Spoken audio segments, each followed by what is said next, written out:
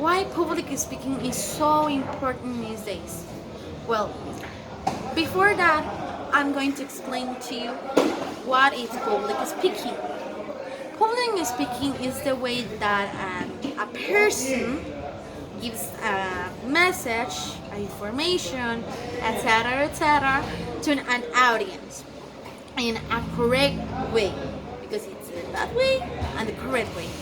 So, as public speakers, we have to analyze, organize all the things that before and during the presentation or the speech. Like before, we have to analyze our audience, organize the topic of our speech, and how we are going to organize our ideas. During, we have to concentrate in our body language, in our eye contact, in our tone of voice, to not use fillers and all of that. And you can use later as analyzing your own speech and say, oh, I can be better at this point and this point and this point. Okay? So, I'm going to teach you two basic model of communication. The interactional and the transactional. We are going to begin with the interactional. For this, we have three main parts: the source, the channel, and the receiver. How this works? It's very simple. I'm going to explain to you part by part. Okay? The source encodes the message. What's encode? Well, encoding the message is like making the message. Grab this word, this letter, and this letter, and create a word and say it. Or write it, or the types of sounds that we're gonna get there. So we are going.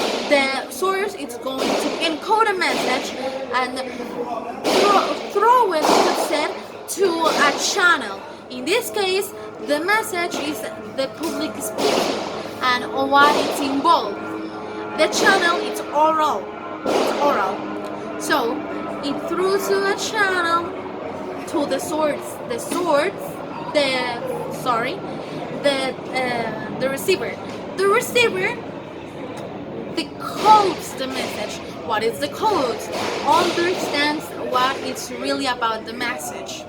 Understands what is saying to him or her, and all of that stuff. So that's it. That's all that. It's the interactional basic model of communication. Then we have the transactional model of communication, that it's the same part.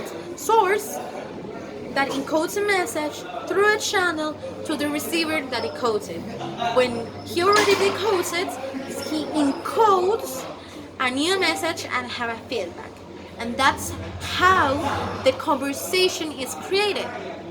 Another way to see this is the dialogue and the monologue. The dialogue, we could say, is the transactional model of communication. Why?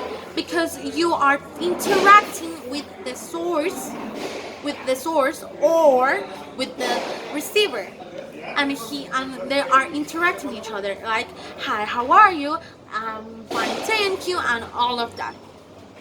The dialogue, in the other hand, is the example for the interactional model of communication, because I'm the only one talking. You are just receiving the message. You are just decoding the message. You are not encoding a new message for me. You are just listening. Well, for this we have 4 dimensions. We have to take in the mind 4 dimensions: the physical dimension, temporal dimension, social psychological dimension, and cultural dimension. What is physical dimension? It's about how you move, we could say.